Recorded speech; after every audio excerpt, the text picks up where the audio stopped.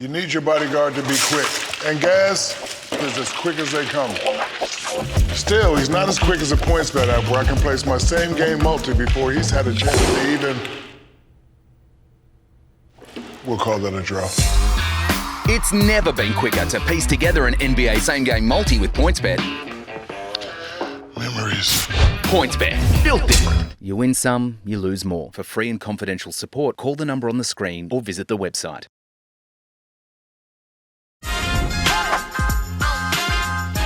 Aces, I can promise you that not all sunglasses are built the same. RIXX Eyewear is crafted for durability, clarity and style that lasts. And we're so confident that we back ourselves with a 90-day free returns policy just in case they're not a perfect match. Use Aces for 20% off site-wide and find your fit right now at rixeyewear.com.au. Now let's get into the show. Welcome back, everyone. We have Tory Taylor in the building for Tommy Talks. Big fella, welcome. Thanks for having me, mate. We'll just get straight into it. Can you just keep touching on what we're just talking about, the AFL goal kicking stuff? Let's just get straight into that before I forget, because we've got a big podcast here and want to talk about all the NFL insights from year one. But what were you saying about you're going to do some goal kicking? Yeah, so I started working with a couple of guys, but I think my biggest thing is I've probably learned so much about like the whole biomechanics and really just the art of punting and the art of kicking.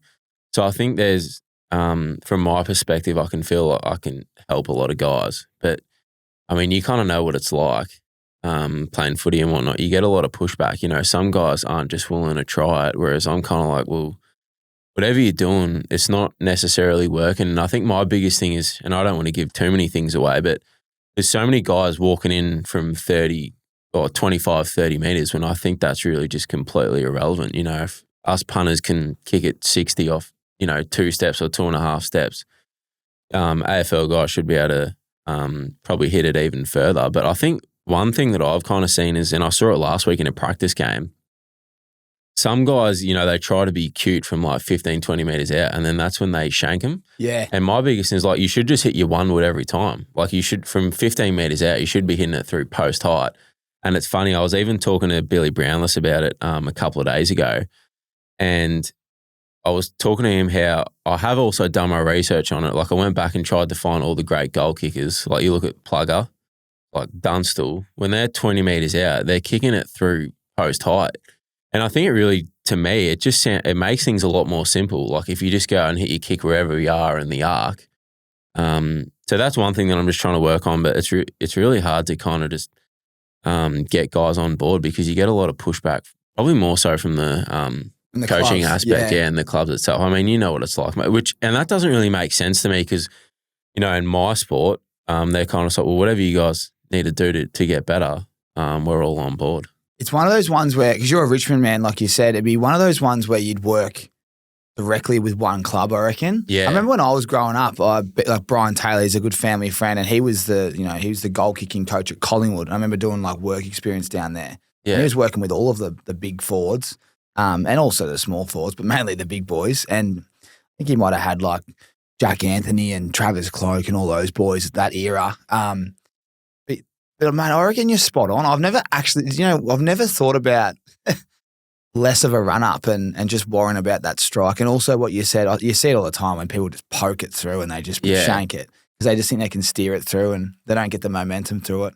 It's actually fascinating. So you're saying you've actually reached out to a few people and no one's... Yeah, I started working with like a couple of guys, and even like last week worked with a couple of guys and they seem to gain a lot from it. And I think the biggest thing, like I said, is just hitting the same shot every single time and just figuring out, what is your shot? Because like I said, you see so many guys, 20 metres out, I'm just going to try and steer this one through or massage it through. Whereas you really should just be kicking the same ball as if you were 50 metres out. Like you should be sending that thing through post height from 15 metres out. So, and I think it's funny to me, like it actually makes things easier if you just kick the same ball every single time. So, if there's any guys out there listening. What about on an angle then with your theory? On an angle? Yeah, because that's where sometimes like you look at some people that arc around and do all those kinds. I mean, you might snap it depending on the kick, but are you talking purely drop punt? Purely drop punt. In like the V, Okay. But like I was saying, you've actually got to you've got to know yourself what your shot it is as well. Like if you're a left to right mover of the ball, well then just hit it inside left, and if you're right to left, just hit it inside right. So nothing should really change. But mate, it's pretty like basic shit that I can't really wrap my head around. And I know it's so easy for me to say, like because and I've never played AFL, and there's certain pressures and things like that. I've played it and I've seen it, and I've never seen positional coaches like NFL. And I've always said, as a wingman, I've never had a winger coach me. Like it's always been a midfield coach. I'll work with, we've got outside mids, inside mids, but the actual craft of the wingman and the stoppage craft and the post stoppage, you know, what you've got to do to see out certain mids players, and you've got to push up and get on your, like there's so many things that creates a good wingman. You know what's funny though? I've probably spoken to maybe 10, 12 AFL guys now, like current and past players. And I say, like, what are your best kicks off? Like how many steps are you kicking your best balls? And they're like, oh, well, usually in the field of play, it's like 2 or 3. Yeah. I was like, exactly. Yeah. That's my point. So why does it need to change? All of a sudden there's 2 big sticks. And what I can't wrap my head around is like guys can hit like these 45, you know, even 55 metre passes with someone on their ass, and they'll like put it on a dime, but then you get the target's actually bigger. But I think it's just something running through their mind. And I even spoke to a couple of guys and I said, oh, when you're walking in, are you thinking about it more? And they said, yeah, I am. And sometimes the little man on the shoulders sitting there going, you're going to miss this, you're going to miss this. So I'm like, well, why don't you simplify it, narrow it down a bit more, make things shorter?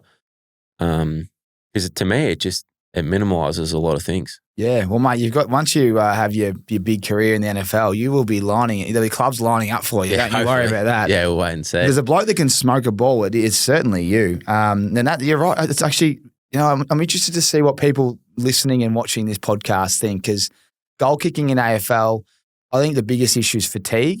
But if you take that out and they're fresh, it's definitely that ball drop and how they strike it. And it's amazing how many people get the yips. But yeah, mate, we'll have to track that. And I reckon there's some people out there that definitely, you should, you know what, instead of AFL as well, you should grab some local legends, you know, not local legends, but, you know, the guys that play full forward and have 100 shots on goal every year. Just get a little bunny and see how he goes, and just see if his stats improve with your tips, because I'm sure he'll give it a go.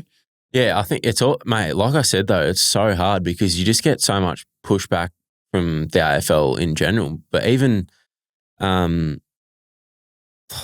like I said, even with like strength stuff and things like that, like I know some guys that have tried reaching out to AFL guys, and the AFL guys tell them, well, mate, I would personally really like to do it, but the coaches and things like that probably won't allow it. Yeah. But you are right. And I think I used to go to Haileybury, so wouldn't mind doing some work with like whatever up and coming forwards they've got down there. So I'm only back for another 6 weeks or so. So it'd be nice to kind of get down there and really just put things to the test a bit more. Well, mate, I'm sure they should reach out. I think the difference with NFL and AFL, without knowing NFL like you, we'll get into it, but it's so strict with what you can and can't do. You literally are a bit of a bunny. Like you've got your program.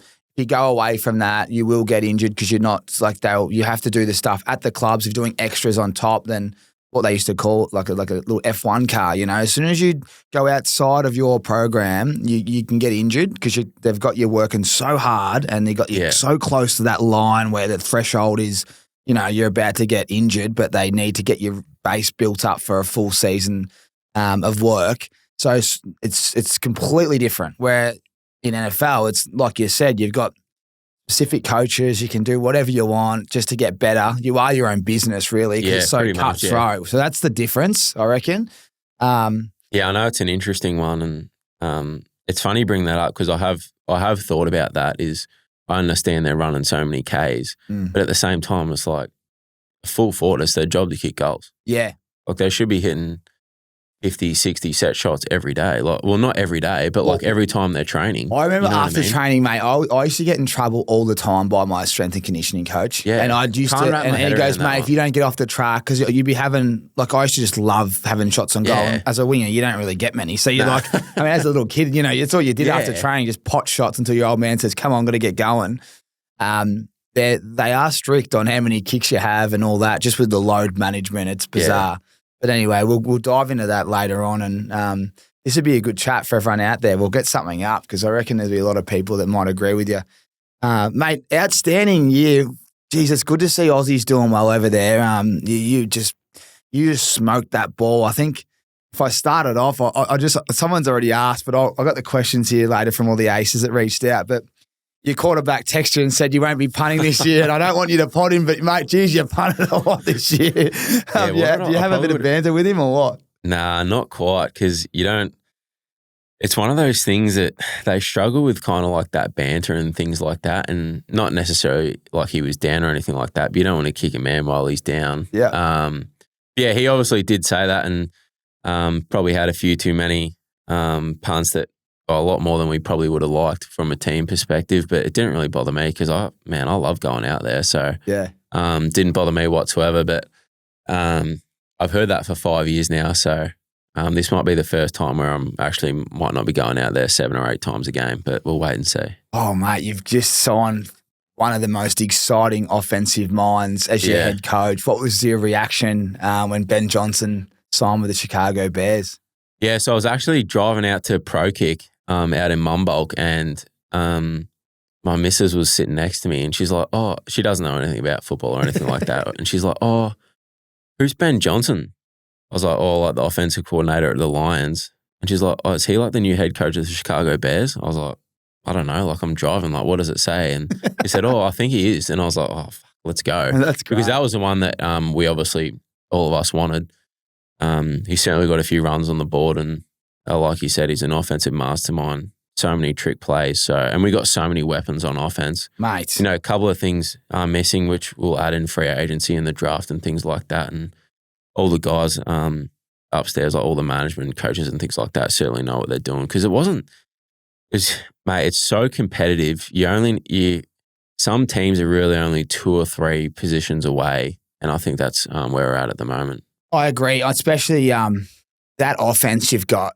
I mean, the defense is exciting as well, but I love just obviously the offensive side, and so does everyone, especially down here with everything that we do with our fantasy and betting and just watching. It's all about the offense, and the weapons that you've got on offense is just crazy. And now you add in this, Benny Johnson with that mind of his and all the trick plays and all that. You might not be punting much, and when you do, you'll be pinning them deep, and you'll be scoring. So it'd actually be, you might be getting a few more pats on the arse. Yeah, less work. Probably more holding for field goals and things like that, which isn't too bad. But yeah, it's kind of just exciting times because, like I said, we're really only probably 2 or 3 guys away from really being a strong force within the league. So it's exciting times, but at the same time, mate, we're not the only team that's trying to get better. Philly's probably going to lose a few players to free agency and things like that. Some guys who've performed well, they probably want to go elsewhere and get the money they deserve. So those teams are trying to get better. The Chiefs, I mean, they lost the Super Bowl. They're going to want to try and find ways to get better. So teams are constantly trying to get better. And at the end of the day, it's all about winning. So no one really gives a shit about anything else. Geez, you had a great start to the year though. Like if you think about the first half, it was, wow, this is it. And then massive drop off. What do you put that down to, you reckon, as a club? Mate, it's so hard because it's so hard to win in the NFL. But I think when we beat Jacksonville in London and we were coming back and we had the bye week, everyone was feeling really good. Not that no one was getting ahead of themselves whatsoever. I mean, you're only 6 games in, you're 4-2. We really probably could have been 5-1 or 6-0. And then after the bye week, we went to Washington and played the Commanders. And it was one of those games that we were kind of out of it for 3.5 quarters. And then we ended up driving the field and then scoring that touchdown. And then it was one of those games I was like, holy shit. We kind of just managed to figure out a way to win. And then I think there was 15, 20 seconds left. And I was like, they're not going to drive the field, are they? And I remember they had it through a little pass. I think it was Terry McLaurin maybe. And then he ran out of bounds. And I was like, this guy's not going to be able to launch it like 70 yards. And then I remember standing down in that corner, like that side. Oh, were you down the end? Yeah, I was down that end. And I remember just being like 20, 30 yards away with a long snapper. And we just watched that guy caught it. And I remember I turned around. Hopefully there's no vision, but slam my helmet on the ground. Like I was absolutely furious. But then, yeah, everything just kind of derailed from there. Not to say that was kind of the turning point, but Yeah, it's kind of hard because there were so many games that we're in because, like I said, the NFL is so competitive. It's really just one or two players that can screw it, you know. You might go down by 7 points and you're kind of still in it, but then you throw a pick and then they score, all of a sudden it's 14-0. And then if you don't capitalize on the opportunities you're given, it makes it really hard. But we were in so many games. Like you think about the blocked field goal against Green Bay, if that goes through, and then we nearly won in overtime against Minnesota. The no timeout. The no timeout against Detroit. Like there's 3 games that really could have turned the other way. But every game we were really in, maybe apart from that New England and Arizona game, but there's so many games that, I mean, they're all would have, should have, could have. But like I said, we finished, I think, what was it, 5-12, but it easily could have been 12-5. And tough division. Like really tough this year, division. like the toughest division, really. Yeah, Don't think it we've was. seen anything like it. No. And we played each team twice. So you're playing Detroit twice, you're playing Minnesota twice, you're playing Green Bay twice, and they're 3 really, really, really good teams with really, really good coaches. So you kind of know what you're going to get each week. You play those guys for sure. I want to go to the no timeout game. Is it Matt Eberflus was the coach at the time?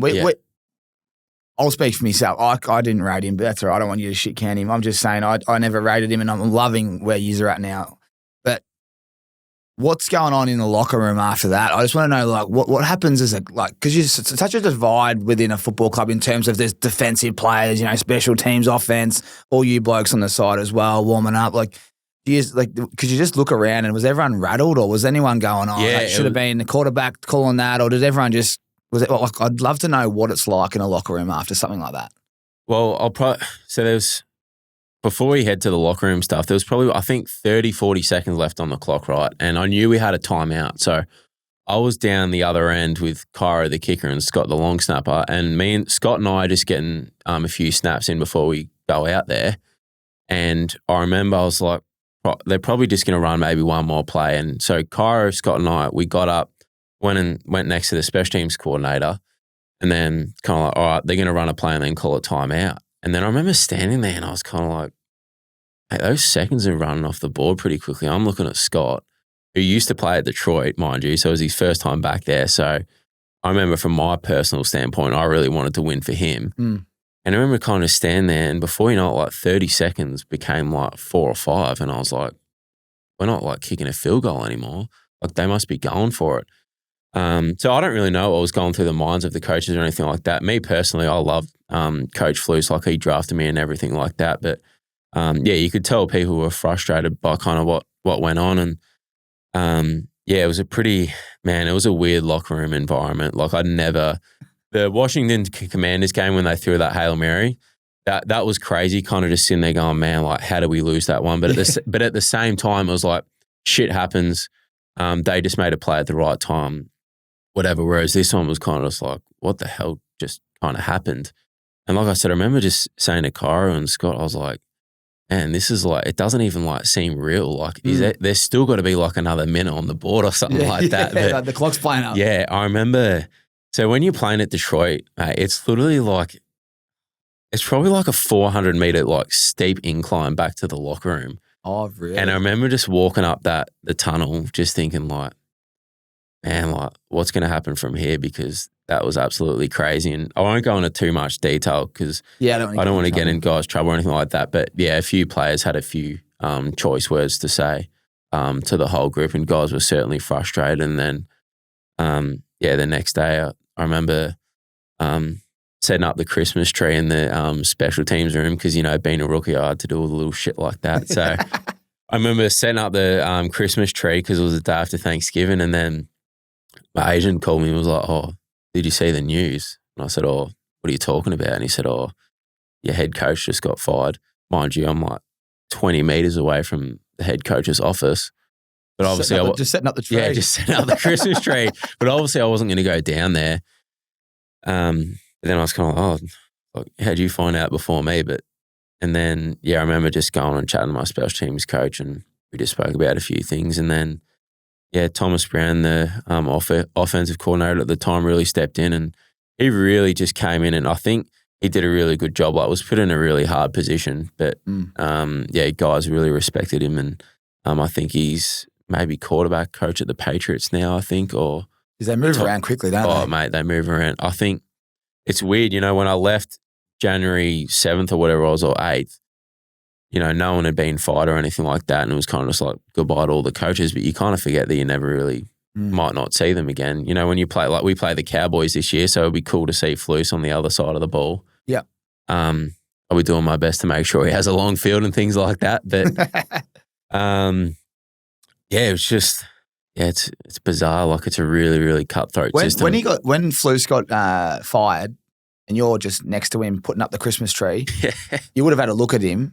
No, I never saw him. I never saw him. After that. I remember just... So it's just like he's out of the building. I don't really know how it all went down, to be honest. But then, I remember that a couple of days later, I just wanted to let it settle, because I'm sure his phone was going crazy. And then I just remember texting him saying like, hey, thanks for everything. You took a chance on me, blah, blah, blah. Because not many guys get drafted as a punter. So it was probably really only took 3 or 4 ticks of approval, and that being, the GM, the special teams coach, and the head coach.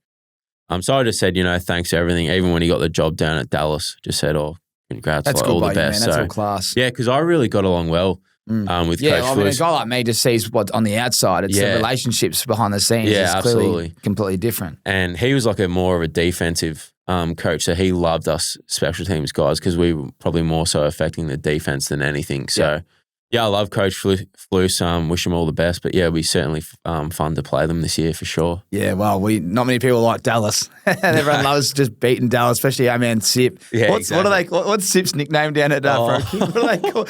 I don't know. I bet I've been seeing this guy Christian Woodford down in Moorabbin. He's the man, and I remember he said, "Oh, have you caught up with Slopos yet?" And I'm like, "Who's Slopos?" And he sort of Aaron Sipos. I was like, oh, geez, that's a bit hard. It's unbelievable. So, I think, Woody came up with that one, Slopos. So, Slopos. Sipos, that was not me, mate. Not at all. And you boys are going to be kicking some bombs together soon while you're down in Oz. That. Fuck, that's so good. Slopos as well. I mean, I've always had a sloppy rig, mate, but Slopos is outstanding. I shouldn't say anything. You're a big boy, though. You'd be throwing some tin around, wouldn't you? Oh, not too bad. Nothing too crazy like some of the other boys, but not too bad. Let's get into the relationship with you and George Kittle. Talk to us about that. And, you were saying off air that you owe a few people jerseys, and we want to get your jersey for our little studio we're going to have for next year's pod. But talk to us about that relationship and a few of the IOUs. Yeah, so I obviously went to the University of Iowa, and my special teams coach there, LeVar Woods, Coach Woods, one of the all-time best humans on the planet. Love that guy to bits. Still really, really good friends with him. Still got a great relationship. So when Kittle was a tight end at Iowa, Coach Woods was the tight ends coach. So Coach Woods has had guys like Noah Fant, George Kittle, TJ Hawkinson. He coached them all. And he even brought Sam Laporta to Iowa. So he's kind of really? Yeah, really. They're all big names. Yeah, massive names. So he did a really good job with the tight end. But I knew George. I never met George or anything like that, but I knew George was really close with Coach Woods. So I was kind of like, I've got to go see what's up, blah, blah, blah. And we spoke before the game for a few minutes. And then after the game, I said, oh, hey, mate, like, is there any chance I might be able to get your jersey? And he's like, yeah, as long as you send one to me. I said, yeah, of course. And I remember seeing, I was like, I don't reckon I've got a spare one. They don't let us trade our game jerseys that we wore in the game. So, but I remember like getting to my locker the next day, and Georgia sent his over to his to my equipment guys. So I got his, and I kind of remember messaging. I was like, I'm really sorry, man. Like, you're gonna have to wait a little bit to the end of the season before I buy one. So, bought a jersey at the end of the season because like I said, I owed a few guys a jersey, but sent one off to him at the end of the season. But that was really cool. Just really, really humble guy, great personality. And I remember actually writing on the jersey, just like, thanks for showing what it means to be yourself. Because if there was ever any guy in the world that's just truly his authentic self, it's George Kittle. So, and he's a special, special player as well. Oh, mate, he is a beast. So we had him in fantasy this year. And he absolutely ripped us apart that day too. Did he? Ripped us apart. Would have had a couple of touchdowns, a couple 100 yards almost, I feel like. Every time he got the ball in the first half, I reckon they scored almost. Yeah, he tore us. It's like they don't know how to defend him because he's such a beast at blocking. And he can block. Because he doesn't like. I was watching. I was looking at the stats this year a lot while we're doing our show, and it wasn't like accumulating a heap of receptions, but they were just little long. They were big ones, like always big plays, and it's like they can't see when he's going to pounce. He's and like his yards after catch too. Yeah, like sometimes beast. I think one of the greatest plays you see was it maybe against the Saints. When he caught it on the sideline, I think a few years ago, maybe in the playoffs, he caught it on the sideline and got that extra like 30 yards or something like that. He's just an absolute animal.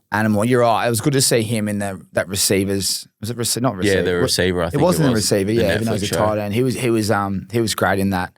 Added a lot of value to that show. Geez, it's good when they do those kind of shows. Yeah, because you see a bit of insight into certain players and whatnot. Yeah, and he looks like a cracking guy, like you said. So I'm just a bit confused. So you're saying you can't, because sometimes you do see them take their jerseys off and they can't get them off. Is that because they're like wide receivers? No, it depends on the team. Like some clubs don't necessarily like you trading jerseys out on the field. I'm not exactly sure of the reasons, but I just try and respect it as much as I can. I would imagine they just don't have many at the back. Yeah, but I remember we played Green Bay the last game, and funny story. I knew heading into the game that I was going to get the Bears punting records for net and gross. So I remember saying to Cairo, our kicker, I said, you guys don't mind if I keep the game ball just, to look back on. And he said, yeah, like that's fine. As long as we don't kick a game winner, you can have it. And I was like, fair enough.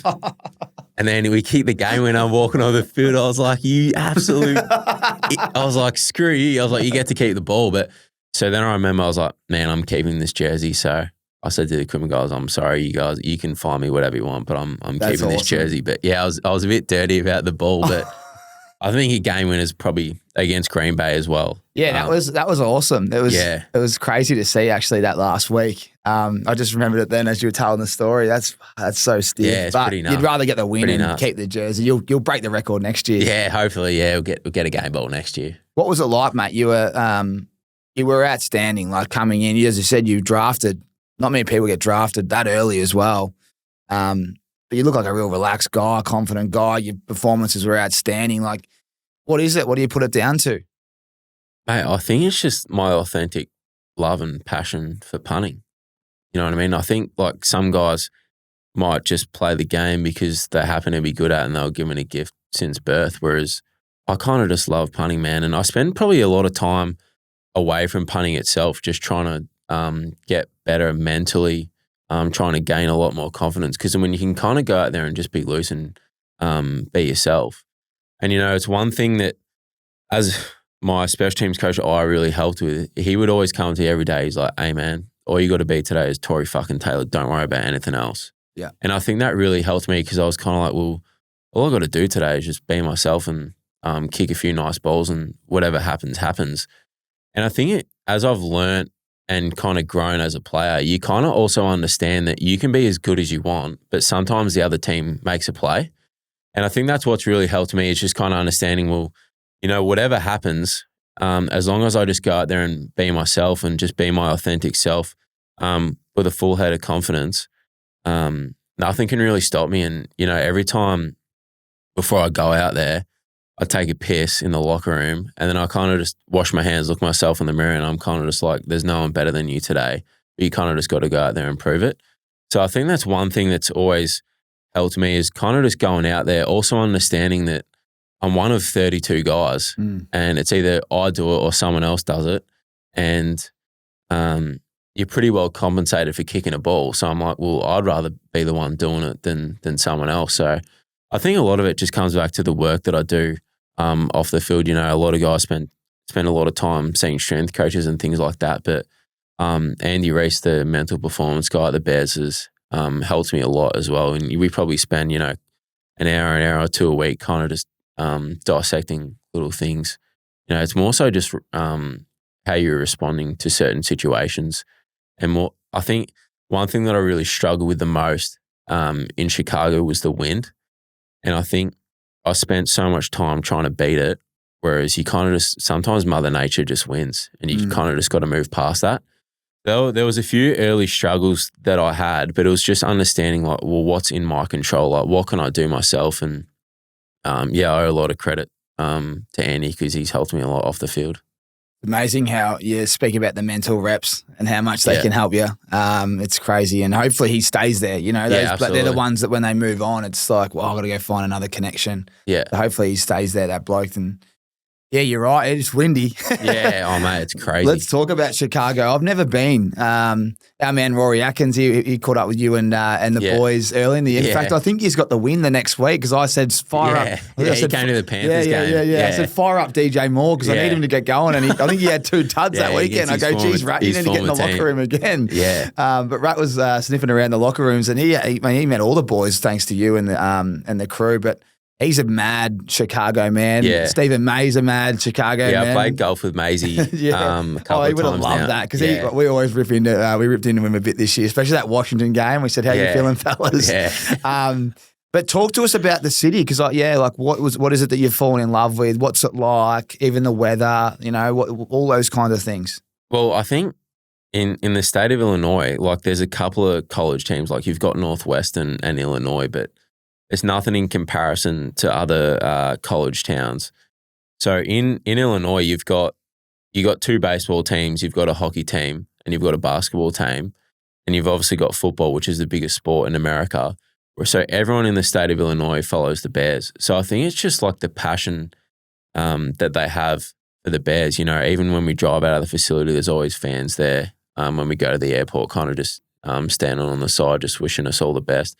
There's always little kids when you're driving home from the facility every day asking for autographs and whatnot. But so that's kind of extra special. And I think it's more so my biggest thing is behind the bench each game day, there's always like different people there. So you kind of know that someone's dad or family or whatever it is, they've sacrificed a lot. Like they've paid a substantial amount of money to just come and watch the Bears for one day. And you never really know, like that dad may have worked a couple of extra shifts or they might not be able to go on their family holiday for the solely because they've had to spend that extra few $100 or a couple of $1,000 for one game. So you never really know what goes into someone attending a game. So I think that's one thing that always resonated with me was these little kids, like they look up to you like you're the best thing ever.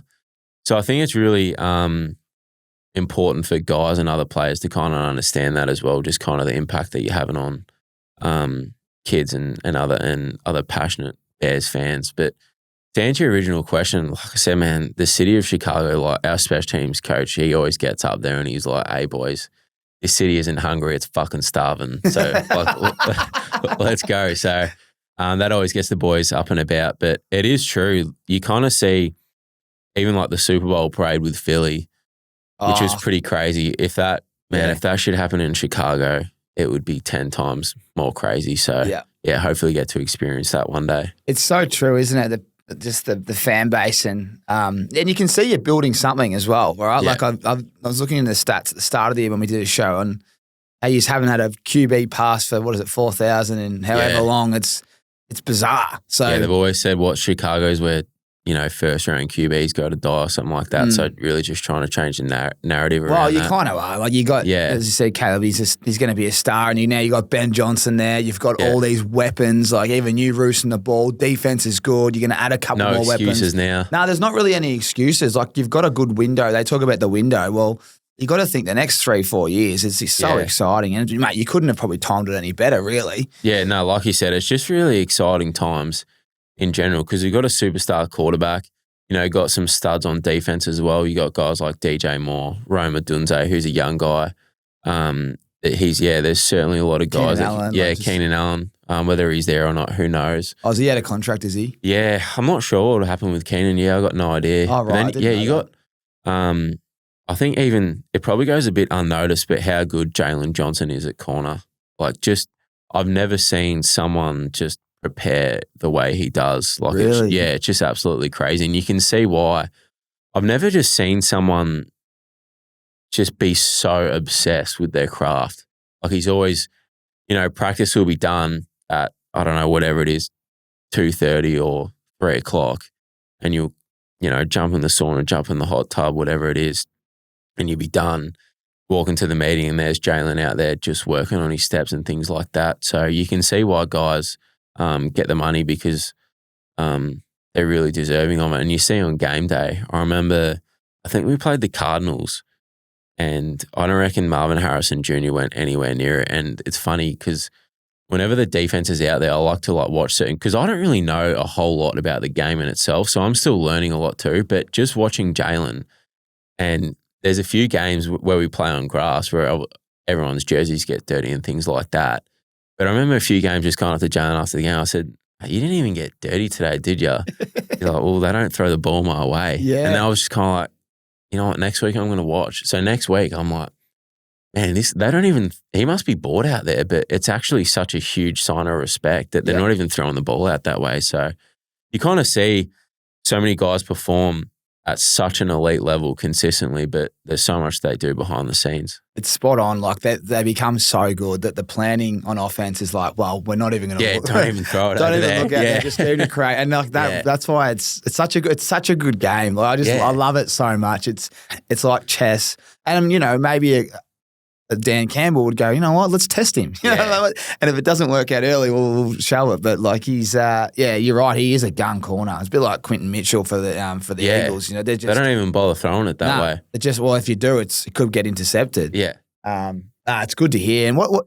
Give me a little bit of the locker room. Like, your Aussie accent, you do. One thing that pisses me off is these Aussies, mate, they go over there and they start to tweak their accent a little bit. I'll never I be love like yours. that. It's nice and strong. Let's keep it that way. I wouldn't even know how to talk. Well, I could try if I wanted to. I'm not going to, obviously. But yeah, I mean, get around it? No, not really, to be honest. It's just one of those things. Like, I'm really only close with a certain few guys on the team. It's probably more so if I'm talking to someone, a lot of guys are just like, man, what did you even just say? Like, I'm still talking English. Yeah, I know. I think you're talking another language. Yeah, no, literally. So, it's one of those things, some guys will like, g'day, mate, how are you, kind of thing, in their terrible British accent. Yeah. But it's funny, I don't even care. I'm going to drop his name because it's silly. But when we went to London, I was on the train with a few guys and I was sitting next to Montez Sweat. And he's like, oh, so like, how many miles do you live from here? I said, mate, like thousands. He said, what are you talking about?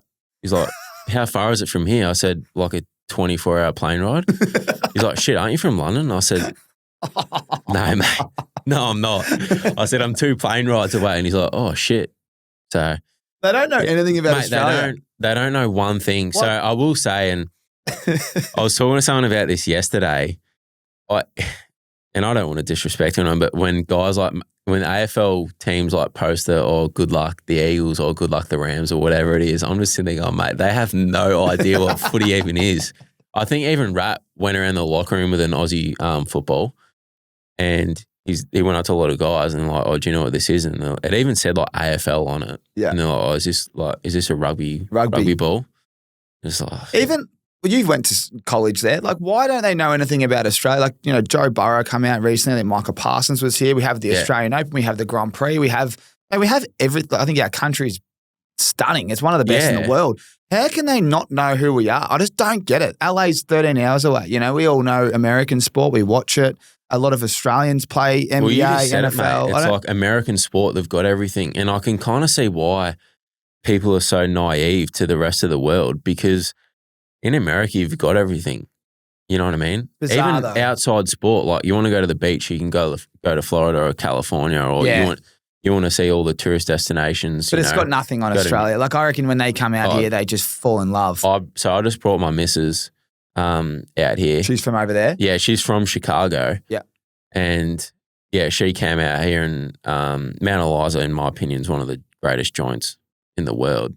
And she was like, wow, this is where you grew up. I said, yeah. But no one knows anything about it. And I'm kind of happy to keep it that way, to be honest. Yeah. Spot on. It's just good when they come out. And now that we've got a game out in Australia, how good's that? Like, I think is that year and a half away, yeah. Yeah, I know guys won't be too happy about that, but the journey will be a long way. It won't be too bad for the Rams because it's only like one flight, but I think there was rumours that Philly were coming, and I was kind of thinking, I wonder which way they'll go, whether they'll fly across the US or they might fly east. I'm really not sure. Well, I was of the opinion, you're right. I heard it. I thought, geez, if Philly come, it's it's a long way. Yeah. I think even Jordan Mailata at this Eagles event last year, they did like a little season launch, and He's like, man, us big boys don't want to be flying that far. Like, there's a lot of them as well. I mean, we went to London and that was like 7.5, 8 hours. And yeah. Does that hurt, that flight? Nah, well. What's the worst flight outside of London? Probably we went to San Fran. That it just throws like you off, you know. How far is it? Well, it's 4 hours, but they're 2 hours behind. So when you get, we got there, which was fine, but then got to like 8 p.m. their time, which was 10 p.m. Chicago time. And I was like, man, I'm so tired. So I remember trying to stay up till 9. And then I remember I woke up at like 4:30 the next day. And I was kind of just staring at the ceiling for a few hours before breakfast was up. So, yeah, that was probably the worst one, but it was kind of nice having a day game. But then you leave there at, I don't know, 5:30 or whatever it is. So it's 7:30 back in Chicago. It's 4 hours back. So you arrive at 11:30. By the time you get home, it's like 1 a.m. or whatever. So it kind of just throws you off completely. But I mean, it's hard to complain. It was kind of nice going there in the middle of December. Do you love the away games to see new cities, or you like routine in your home city? I do like the routine of, you know, staying at home. But it is, like you said, it's cool going and seeing different stadiums and whatnot, and especially when it's inside. Oh, yeah, mate. You must love bombing the balls. At It makes such a difference. But at the same time, so we played in Indianapolis, and it was my second we played Houston the week prior and probably had one of my better games of the season. And I remember going into the Indianapolis game, which is a dome, and I was just thinking, oh, awesome, another dome game, like sweet, blah, blah, blah. Then you try and hit it that little too hard, and then they don't come off the way you want to. So you're not wasting reps out there. But there was a few balls that I certainly wouldn't mind back from that game. Yeah. So it's a dangerous game when you become so obsessed. Oh, I'm playing inside this week. It's all good. It's like golf. Yeah. When you're about to tee off and you're hitting them well, I'm going to put a little bit more on this one. And all of a sudden she goes. I know exactly what you're talking about.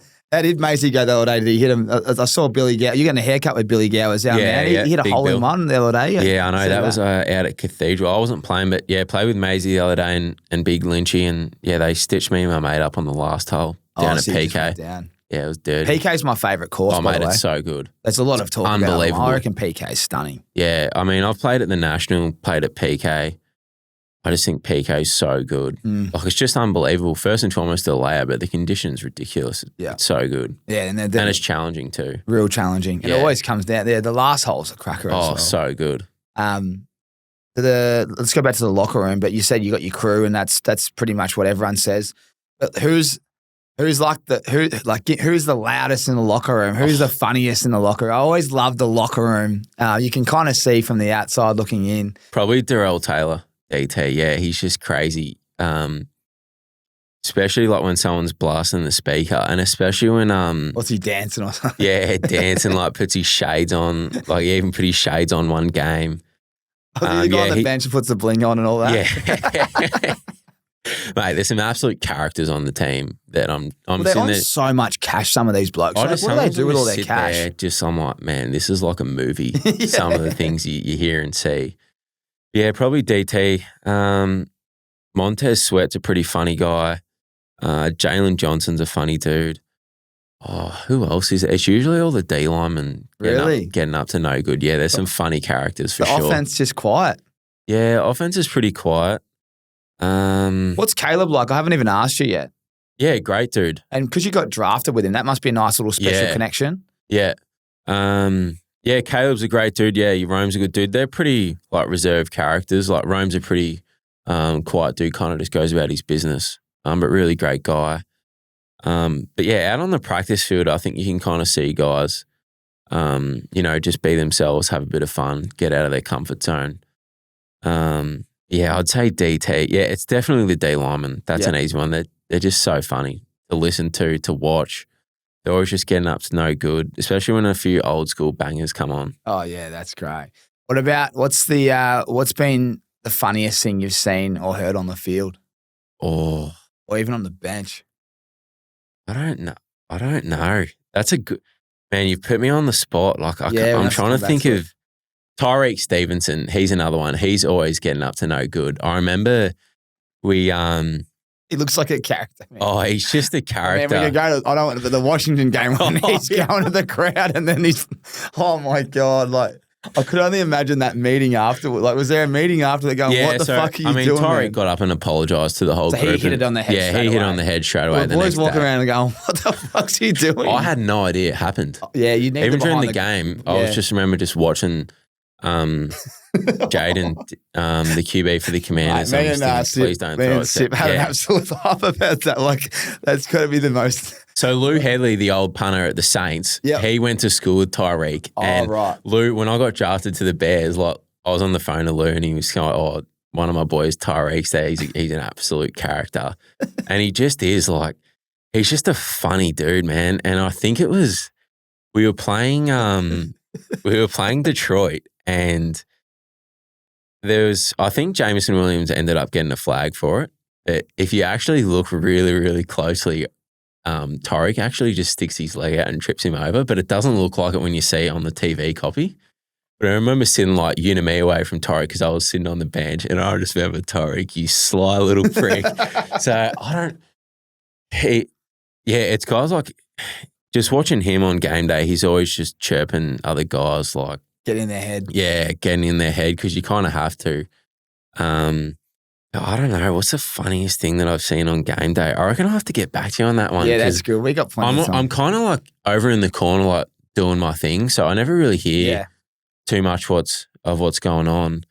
That's a tough one actually. I bet you when I'm driving home, I'll be like, oh man, I wish I said this. We'll get you one all the time. Don't worry about that. That's it's just the insights that I find that, you know, it's the NFL and the way that it all operates. Just the teams within teams and the characters within characters. And, you know, as I said, like you got the Aussie, thinks you're from London. Like, mate, it's just a circus.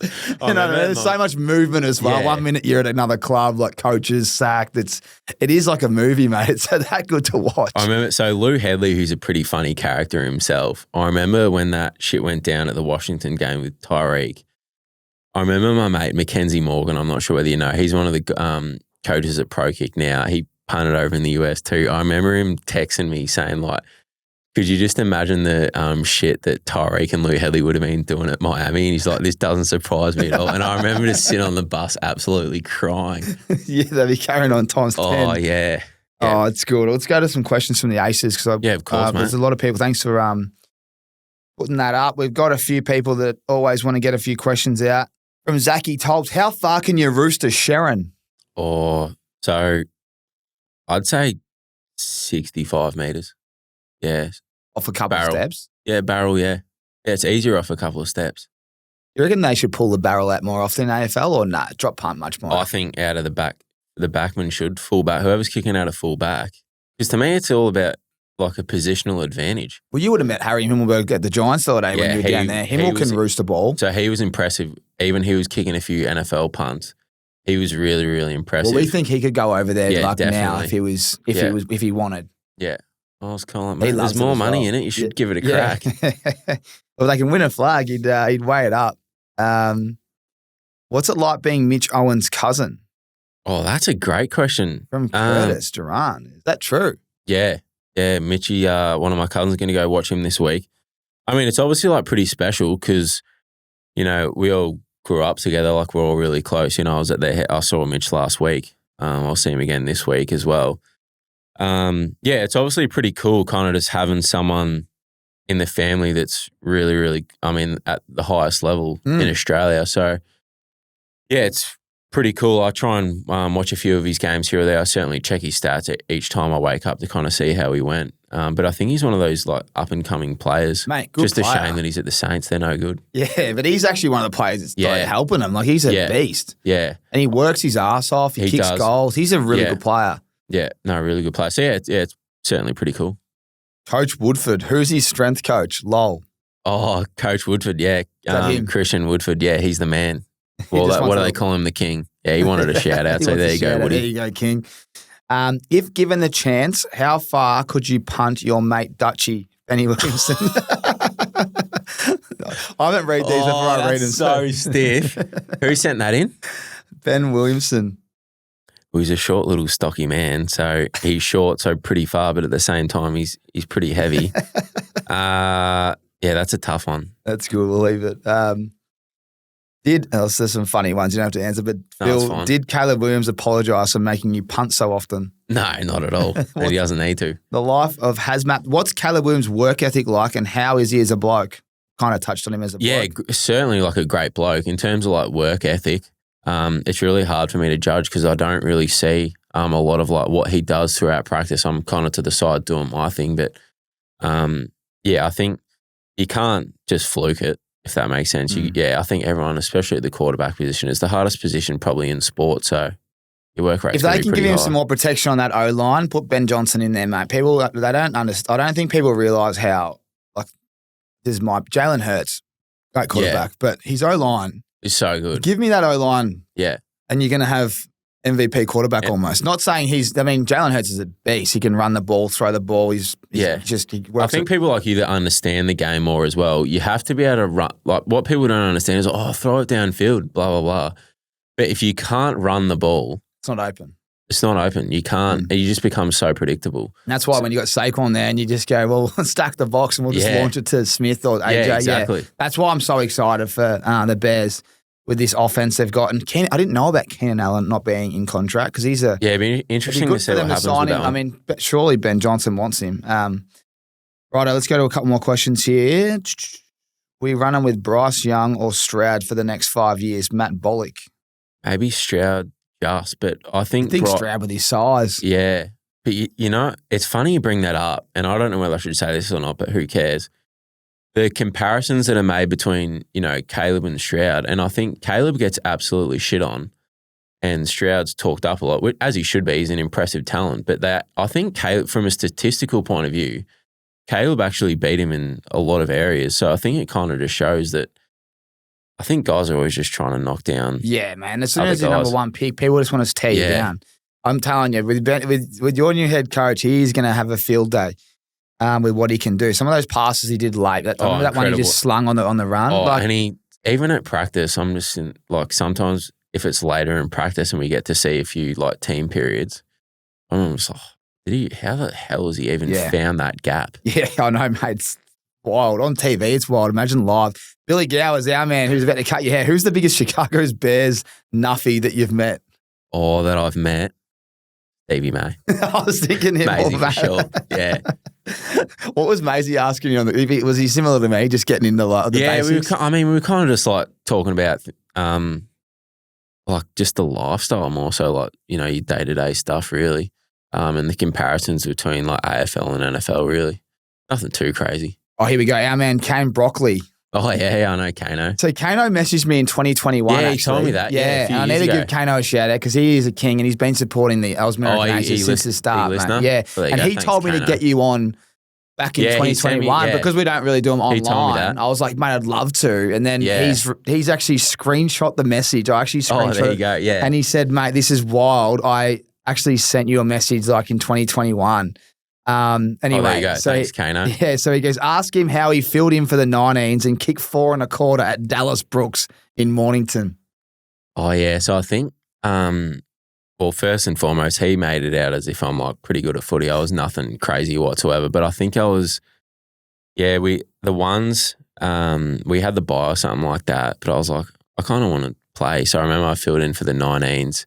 And they only let me play a quarter, I think it was. But, kicked a few nice snags. Yeah, What'd you play full forward? Yeah, just had a good day. That's elite. Yeah, but I was nothing special whatsoever. Oh, I love how humble you are. 4 1/4 is not easy to do, mate. I reckon that's about it. Probably this last one from Riley Bockel. What does a training camp training day look like for a punter? Oh, that's a great question. So, I usually get there, training camp day, I usually get there around 7 a.m. I think the first meeting's at 8. So I go in the sauna and the cold tub and things like that every single day. I kind of like doing it. Routine. And then, and then we've got a few meetings camp. We actually start, practice is the first thing in the morning at 9:30. And then that goes up until 11:30, 12 o'clock. So some days I'll have a punt period, usually every second day or at least 2 or 3 times a week. And then, practice will finish, usually get a couple hours, lunch, do your recovery, and then, got a couple of meetings in the late afternoon and then usually out of there by 6:30, 7 o'clock. So they're long days, but like I said, man, I love it. You know what I mean? And this is no knock on other people, but even I caught the train up to the city a few weeks ago, and I'm like, man, it's crazy. Like, people do this every single day. Like, it was really just a reminder for me of like how lucky I've got it. And I think someone was telling me about, I think to the Melbourne Storm, I think Bellamy makes them do like a week's community service or something like that. I think they do 2 weeks. I think that's such a great idea because it humbles you and you actually kind of realise like, shit, I've actually got it pretty good. You know what I mean? So yeah, it was interesting, but man, like I said, I love it. Like I love punting, love the lifestyle. Just fun. Yeah, it's good. And I reckon you have to be obsessed with it to be good. Yeah, absolutely. Like looking at anyone that's great, they're obsessed with their craft. Like I think I always pump up LeBron because he's 40, he's putting up games where he's scoring 40 defensively, you know, he's doing things like I watched him on Jokic the other day. Like he's just obsessed. Animal. He's obsessed and people want to knock him and they all like, you know, but as soon as he retires, everyone's going to be so disappointed and flat and miss him. And I just think mediocrity always attacks excellence. Is that never the other way around? That is a great quote. Say that again. Mediocrity always attacks excellence. I've never heard that before. It's spot on. It's never the other way around. Like, whenever you ever heard someone great at what they do, knock someone who's not as good. And that's what I love about doing these, to be honest. I love meeting new people, but talking about, you know, why they're excellent and all that. And the other part of the media where you read the papers and it's all the negative stuff and it's all clickbait and it's, you know, sometimes if there's a choice to talk about the guy that performs, they'll talk about the guy that didn't, you know, and that's what I hate that part. I know that it's important and a lot of people does it, but one metric I've always liked to measure myself on is, you know, I think everyone is like winning and losing, you know, some people win, some people lose. But I think the number one metric I like to live my life around is like, is everyone really trying their hardest to be the best version of themselves? Because I think for me, if I've just got to go out there and do my thing, I've just got to be the best version of myself. And I know that will translate to improvements and, you know, slow incremental gains with punting. So I think it's one of those things you just can't buy into all the bullshit. And yes, it's a production-based business. But if everyone was just doing what they needed to do personally, everyone just elevates one another. It's really well said. Really well said. Let's just talk about the opposite though. Let's talk about a time where it might have been at college or even at the Bears this year where there might have been one time where you were off. What were you like when you were off? Yeah, so I reckon we played the Patriots. It was actually up there with probably one of the worst games I reckon I've ever played. Mm-hmm. And funny story, it's not funny because it was a shit day. And I remember I didn't want to talk to anyone after the game. I was like, it was get in, get out. And so I met Joe Milton, the quarterback from the Patriots. I met him at the Combine because he went to school with one of my mates. Yeah, and he's just a funny character. Yeah. And I saw him before the game and I was, you know, talking a bit of shit, blah, blah, blah. And he actually, after the game, like chirped me a little bit, like gave me a little bit of shit. And I was like, fuck, mate, way to kick a man while he's down. So that's when I kind of knew I'd had an absolute stinker. But that was probably the worst I'd ever felt just because when you're down in the dumps, you try so hard and you're almost trying too hard. And it was one of those games where I was just off, mate. Like I was literally Why do you think you're off? I don't even know. I wasn't hitting the ball the way I wanted to. And I think there was probably, one or two games that was like that, you know, the Indianapolis game. I remember just walking off the field going, man, like, am I even going to have a job tomorrow? But then that was the third week. And then the next week was the Rams game, which was probably one of the best games I've played in my career. But one of the linebackers, Eamon, he actually really helped me that week after the Patriots week.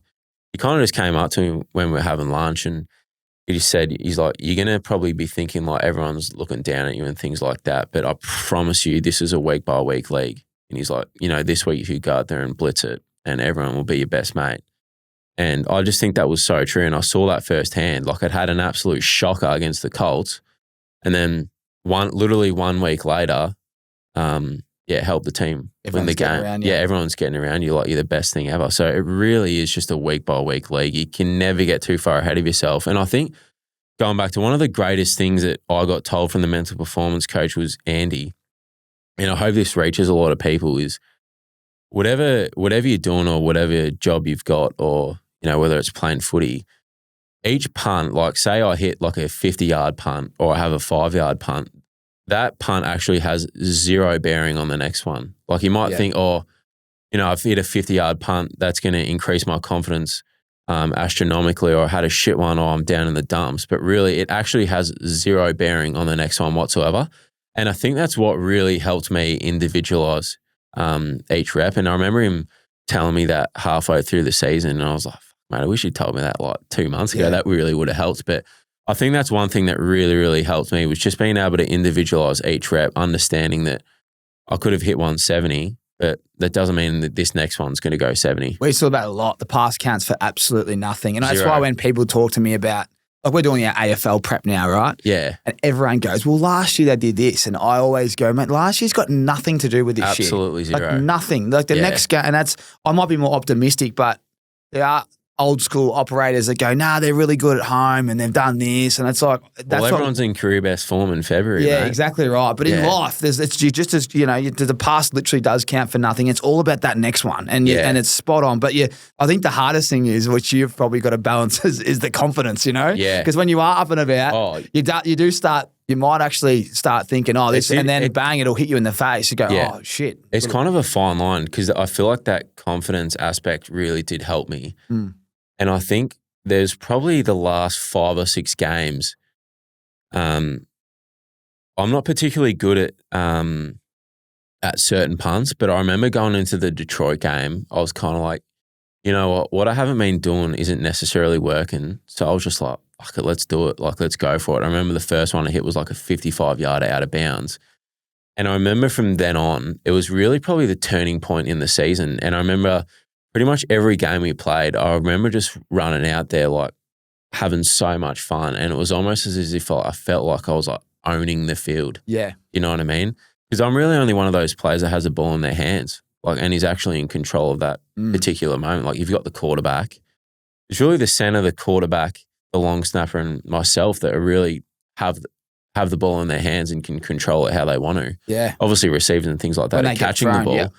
But that's one thing that really helped me, was just kind of knowing that, well, I've actually got the opportunity to manipulate the game how I want to. So that really helped me later in the season, and one thing that I'll take into next season for sure. I've got 2 questions, and remind me of the second one, but it's about the style of punts, and I've got a theory on the banana and whatnot, so I want to get to that. But talk to me about your welcome to the league moment and your biggest and best punt, because we'll be able to clip these up. And I want you to tell me what you remember and where it was and what kick and what game. Oh, mate, remember the welcome to the NFL moment like it was yesterday. So we were playing the Colts, right? And I was having an absolute shocker. And I remember we were backed up in the end zone. I reckon I was standing underneath the upright. That makes me nervous watching you boys when you're right there. And I knew that the Colts are like a heavy rush team. So what I mean by that is they rush every single punt, which exposes them to fake punts and things like that. But they're like, you know what? You know, Brian Mason, their special teams coach, is like, we're going all out. Good luck. So I remember standing there underneath the upright in the end zone. I'm like, man, I better get this one out quickly because I know they're coming. And I got it out but former running back from Iowa cleaned me up, like literally just took my legs out. Yeah, I was really lucky that I didn't hurt myself. That stuff, yeah. So, yeah, that was my welcome to the NFL moment. But I was really dirty because I ended up kicking one like 65 yards. So from a shit day would have been turned into a pretty good day from a statistical point of view. I think I would have ended up netting like 43. But it didn't count because I got cleaned up, it was a flag. So they took the offense got the ball back, and I think we ended up intercepting it or turned it over like a couple of plays later. I was like, damn, we should have kept my punt. That would have helped me. Yeah. Because it comes down to that, doesn't it? The stats at the end of the year. Yeah. Especially when you're trying to get a new contract, your manager will be going, well, look at this, compared to this, bang, let's pay more. Yeah, for sure. And then probably the best punt I've had, I mean, it's easy to pinpoint the Rams game, but I don't think people quite understand how hard it is to just hit like a good ball out of bounds. And I remember we played the Commanders, it was late in the game, and I knew that I really had to make a play. And the Commanders like went 6 box, which means they're rushing 6, but there's 2 gunners. There's 2 corners on each gunner. So both gunners had 2 guys on them, and it's really hard. It's a 2v1, so it's really hard. So they can return the ball a bit deeper? Yeah. So I remember just thinking, I was like, man, I'm going to have to take a risk here. So I remember I think I ended up kicking it like 55, 60 yards to like the 5 or 10 yard line, I think it was. And I remember just like I was running off the field going, that's one of the best balls I've ever hit. And I was really, really stoked with myself because it was a really important play in the game because the Commanders were trying to make a play. And I remember I was like, screw this guy. I was like, I'm going to take a risk and hit a ball that I'm not necessarily good at. So that was probably one of the better balls that I've hit. Do you take that on your own shoulders? You go, I'm meant to kick it here, but I want to just go for it? No, so sometimes so we actually called a punt down the middle, right? But they went 6 box, like I said. So both gunners have been doubled. So I was kind of like, well, I either need to hit like a massive hang time ball and hope the gunners, at least one of them wins, because guys aren't getting downfield as quickly as they can.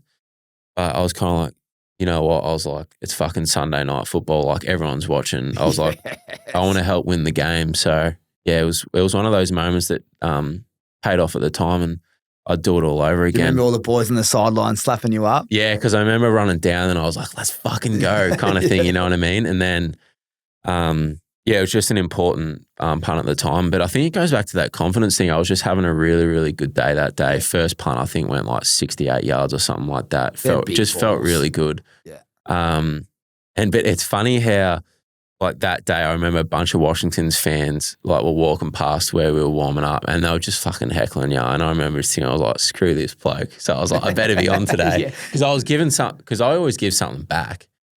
So I'm like, well, I better back it up. You're today. you're right near the fans, aren't you, on the bench? But so on the bench, when we're done like warming up, we've got like the little family section.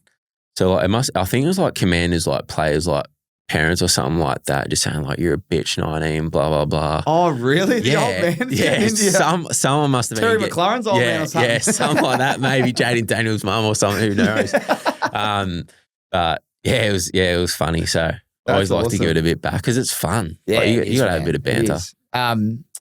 Righto. So say you're just outside field goal range, right? You know AFL. Yeah. The ball's not that easy to do this, but I even sipped the other day. We did this Super Bowl little skit, and he was putting them up in the air, and I can't believe how hard they are actually to catch. Like, I haven't been out there for a long time, but I was like, he was kicking big balls. I'm glad you say that because mate, they are that hard to catch. Like, that's one thing that helps me is like, I know that when I go out there, it's like, I know I'm better at punting than I know this returner is at catching them. So that's one thing that really helps me. And when because they're so hard. Or when it's windy as well. I mean, that's the thing. If you can get onto a ball in Chicago, because the bloke that's catching it has to deal with all the wind. But what I was thinking was, when you kick a banana, like a banana around the corner, as we call them in AFL, I'm thinking, these American blokes, they would not know how to judge the flight, and they wouldn't have seen it. So what I'm proposing is a couple of things, but I'd love to see a special teams trick play where you might run around and I don't know whether you can sweet spot it, but kick these high wobblers. I can do that. Some guys do that, but it really depends. Too high risk? Yeah, too high risk because if you have to catch it perfectly, because if you catch it right, it's doing the spin and it's really hard to catch. But if you don't catch it right, you belly it 10 deep in the end zone. So it's one of those things is the, risk and reward. Yeah, you're right. Pin them at the 5 or that. But I just reckon it's one of those ones where if they do go for it, it would bobble out of their hands for sure. And I've always thought, I remember watching Max Duffy, who I played footy with me at Freo, and when I was watching him, I think he was at Kentucky or wherever he was, but he'd do the big arc on the drop punt, and obviously they got more time in college, but you just never see that stuff in the NFL. No, well, because there's certain rules and things like that. Oh, right. Yeah. So you actually can't do that. Yeah, so in college, everyone, when the ball snapped, everyone's is allowed to leave and run downfield. But there's certain different, like, in college, there's crazy formations and whatnot. Whereas you don't have enough time in NFL, you reckon, to get it and then guys roll. Guys are so much quicker. Yeah, true. And faster. Yeah. Like, and 1/10 of a second is so much. Like, for example, if you had a get off of 1.2, like usually get that off, like fine. But if you had a get off of, let's say 1.28, 1.29, probably getting blocked. It's crazy. Yeah. So 1/10 of a second is, it makes a huge difference. And there's a lot of block punts this year as well. Yeah. And you can kind of see like some guys, you might have a get off of like 1.20 and the guy's like this far away from making a play and blocking it. Are you ever worried about them taking your legs? Like, because No, because you just can't afford to think about that. Yeah. At all. And I trust the guys in front of me. They do a great job. It is high trust, isn't it? Yeah. And also understanding, like, guys on the other side of the ball, they get paid too. Like, everyone out there is getting paid a substantial amount of money. Yeah. And a lot of the time, guys on special teams, they're not the star players. So they're trying to make plays.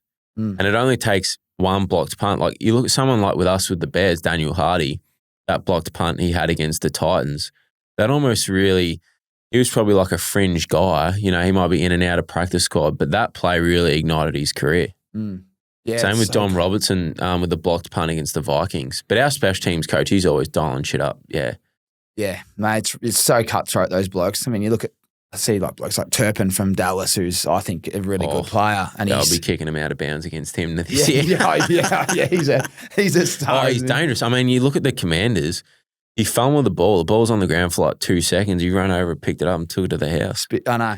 He's so exciting to watch. Oh, it's incredible. Let's talk about the fame, the money, the cars, the bling. Like, what is it like for a humble Aussie? You know, you roll in and you see these blokes, like, who's got the best cars and who's the biggest high roll? Like, what is it like? And do you see the opposite? Do you see an old Toyota Camry in the corner? Some bloke trying out? Some guys are very, very humble.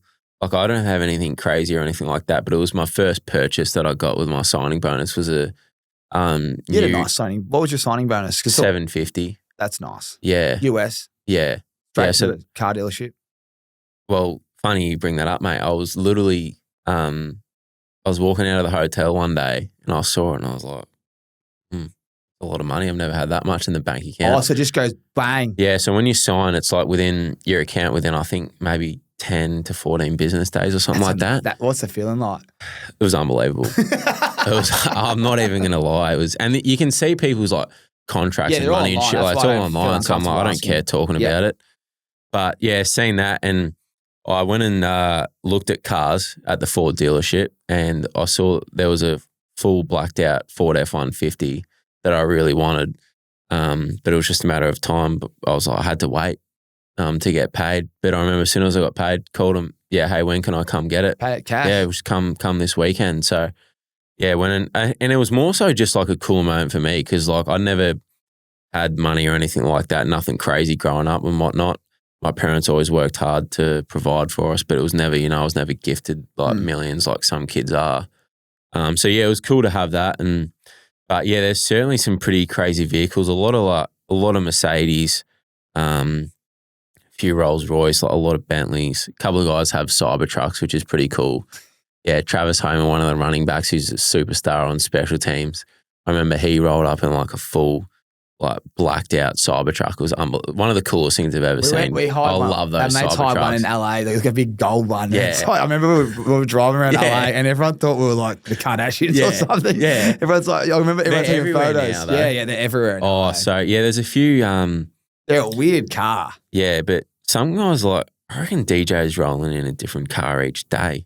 Oh yeah, well mate, the amount of money some of these blokes are on. What about who's the coolest person you've met? Like you think of, I think of the Eagles. Just you see Kevin Hart and Bradley Cooper and all these kind of guys. Who's the biggest names at Chicago that support? So we played. Funnily enough, we were out at San Fran, and Kyra the kid was like, "Oh, your boy's over there." I said, "Who's my boy?" And he's like, "Oh, Kutcher." So I went out. So Ashton Kutcher was there. So I went over to him, and I was actually like pretty starstruck, even though I'd met so many like cool NFL guys. And I walked over there. I was like, "Oh, what's up, man? I'm Tory." But he's like, "I know who the fuck you are," because he was a mad Hawkeye fan as well. Oh, nice. So I had met him previously at a Iowa State game, but I was like, he's not going to remember who I am.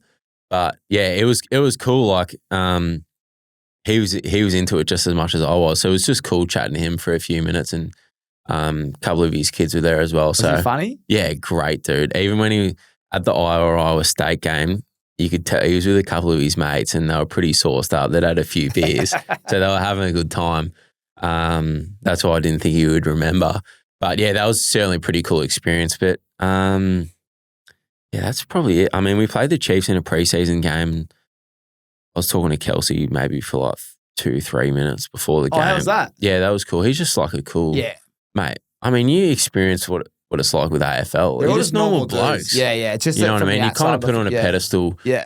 Um, Especially him with Taylor Swift now. Like Yeah. he's just yeah, but he was massive. just like a cool knockabout dude. Yeah.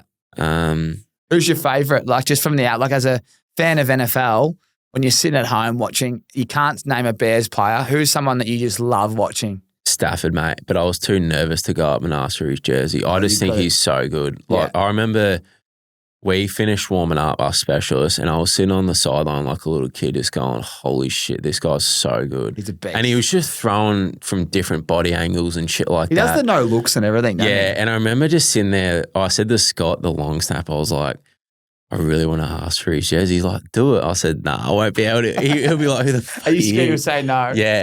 Yeah, but hopefully we play them again because I was remember walking around. Well, he's like, man, I rumoured to be should've- on the move. Potentially, he's asking for 50 mil, I read. So as we record this, it's going to be interesting what happens there. Yeah, I'm not sure. So, yeah. you Well, seen this is some one of of the his biggest highlights? podcasts in the world, mate. So if Stafford mate. hears it, We hopefully I get him on love one your day. jersey, It mate. would be becoming the biggest. He's go and watch some of his highlights when he was at Detroit. When I think there's one where he honestly gets knocked out, and he's like, "Let me in." Then he goes back Yeah. and like wins the game. so and Detroit obviously weren't that good when he Nah. was there. But then he came across to the Rams with McVay, and they just torched everyone they played. Yeah. And he's just so impressive to watch. Like I remember just sitting there on the sideline, just going, "Holy shit, this dude's so good." Because there's rumours he might retire a couple of years ago. Yeah, and now I'm he's not- I'm not looking for a sure. couple more years and whatnot. But it's good that you said that. You said that like that as well. So Yeah. you're a big fan. Love Stafford. I got a couple of things before. I know you got to get a haircut with Billy, but mate, we'll get you back here every time. How long are you in town for? Go back early April. Nice. Yeah, Oh, so you're around for a bit. yeah, Oh, beautiful. We'll get the meatball to get you some tickets to the Richmond. yeah. How many games do you reckon they'll win this year? The over-under is 2.5. I know you're a fan, but we think our I've spoken to podcast. a few people we and thought they under. seem to think, they might not win a game. I was like, surely they're going to win one, but then, I think they'll win I one, was but like- 2.5, we think unders. but who are they going to beat? Well, if they're They're going to healthy. fluke a win, like somehow. They beat Sydney last year because Yeah. I'll never forget that because it was our last leg of a multi. So we'll never forget that, me and Hibbo. But if they stay healthy, it's different. But if they lose a couple of their key players, Oh, done. absolutely, I think cooked Yeah, because of just, young players. It's not that easy. yeah, yeah. Anyway. But yeah, 2.5's probably. I'd say that's fair because, like I said, surely you're going to fluke 1 or 2 wins. Mm. But who knows? Hard. Mate, thanks so much for coming on the pod. I've got you some RIXXs here. Oh, there you go. You've mate. purchased some Thank you. RIXXs before, you I said. have, yeah, a few years ago. What style did you get? Do you remember? I can't remember what they were called, but they were like gold ones almost. Not like gold, but like the Yeah. Clear? gold coloured. Yeah, Champagne, they would have been. yeah, that's it. I reckon. Well, I got you the Soho large in cherry Oh, as there well. you go, mate. Because you said you Thank wanted Should I one for try your these large on right head. now? Yeah, try them on. Put them on for us. Let us know what you think. There you go. Bang. Perfect. Thanks, mate. I also got you the Melrose Green because I wasn't sure if you, Oh, you're a good man. mate, and anyone out there, Aces at discount, leave them on for a second. I want to ask you one question. The Melrose, there we go. Try them ones on. That's perfect with the Yeah, hat. there we go. Bang. Yeah. Green on green. Yeah. While you're rocking them, a couple of questions. Who's the most stylish player at the Bears? Probably Jalen Johnson. Just some atrocious kits, but it's kind of like, well, you got the money, do it. Like per I reckon game? guys would be spending 5-10 grand. I remember I was walking the Per street. kit. Yeah, I remember I was walking the streets of London, and when we were out there, and I was like, "Oh, let's go to the Burberry store because I think Burberry's like from London." I was like, "Let's check it out, see what it's about." We're in London. I wasn't gonna buy anything, but I was walking through, and who's the first person I saw? Caleb, and he's trying everything on. I reckon he would have showed up. Yeah, I don't even know how much it would have been worth, but it's more so bags. Like guys would be rolling around with like $15,000-$20,000 bags, like US. Yeah. And Is you- that Goyard or whatever it is? Yeah, no idea. You're talking to the wrong bloke. I don't Yeah. know. I've got no interest in the accessories. But then some got like except some for sunglasses. some guys are really, really humble, just show up with their Nike backpack and whatnot. But yeah, no, that's not me. Do you feel pressure with your pre-game fit? No. I There's reckon I a wore photographer there every week. I reckon I wore the same shit 3 or 4 times. Just Yeah. a sweatshirt and pants. I couldn't give a shit there to play football. Do you ever wear sunnies when you walk in? No, might have to now though. We'll have to sort it out. There you go. There's nothing that makes me happier than seeing all the boys when the RIXXs pop up free game fit. Yeah, no, for sure. And when you have to get it over there, mate. Yeah, for sure. We need you to help us out in the locker room. When you finish a game, like I see these outrageous kits, like, you know, say it's a full suit, three-piece, like, you know, just the effort looks like it'll take them. So when you go to races, you just can't be bothered putting a suit on. But once it's on, you're like, how good.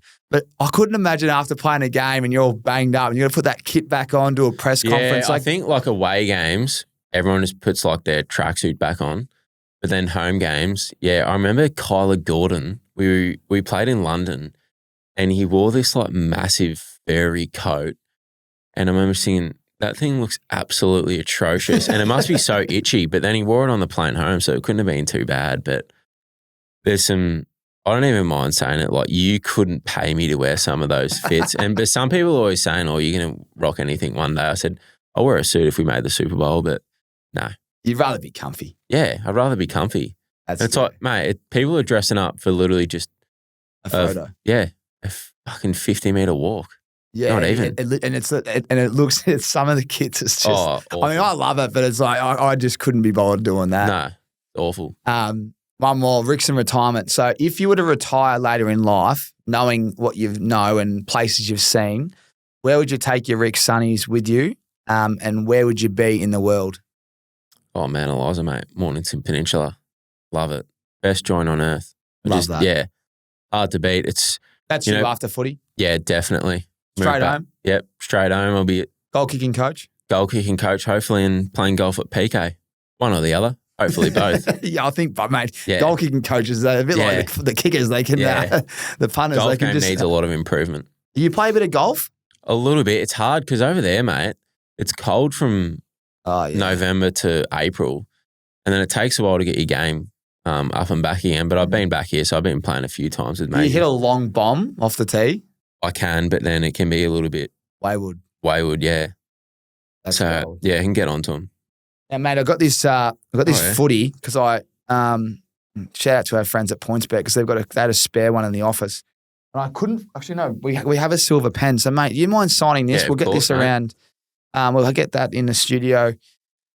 That'll be a nice addition to our NFL studio, mate. And we just want to wish you all the best. To everyone out there that tuned in, thanks so much. And thanks to everyone that look at that. That's a cracker. Mate, well done on everything so far. And from as an Aussie NFL nuffy that I am, it's just great to see blokes like you dominating. Sure, and, mate, you're welcome back here. Whenever you're in town, just jump on. Yeah, for sure. We might have to start making you a part of our weekly NFL pod. We'll just why not? We'll call you in. I don't know what the time zone's like. What's the time zone like in Chicago? What's the time now? Probably nearly 12, so it'd be 7 p.m. there. Oh, that's all right. Yeah, so 17 hours. Yeah, but I think in a month or so it'll be 15. Yeah. So we go back an hour, they go forward or something, whatever it is. Confusing as fuck. Yeah. But, mate, thanks so much for jumping on. Thank you, mate. Unreal Appreciate chat. it, mate. That was awesome. Sit here all day, but I know you got a haircut with Billy. You'll probably be late. I have to apologise to Bill. Bill, if you're listening, mate, I know you got the great man, but I couldn't just cut that one short. We won't see him for a while. But thanks so much. No, thank you, mate. Yeah, we can't wait to see what you and the Bears do. It's going to be exciting. I'm looking forward to the off-season, and I think the combine's around the corner and then the draft. And no, I'm glad. I'll say, mate, like you're doing a great job because I'm glad like more and more Aussies are kind of getting on board the NFL thing because I don't think too many people know anything about it. So, yeah, you guys are doing a great job. It's a small Vic Slopos. I think that's outstanding. Vic Slopos. Yeah, man, he's going to be filthy with that, I reckon.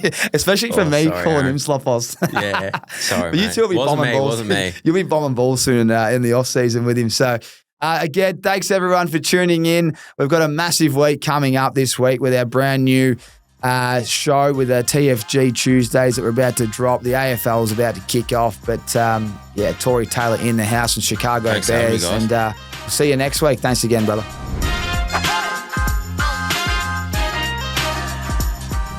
Aces, I know that's the end of the show, but here's a shameless plug for RIXX. It doesn't come without great value. Use our discount code ACES to get 20% off site-wide on us. And don't be worried about shopping eyewear online. We'll give you our 90-day free return policy just in case they're not the perfect fit. Head over to rixeyewear.com.au and find your fit today.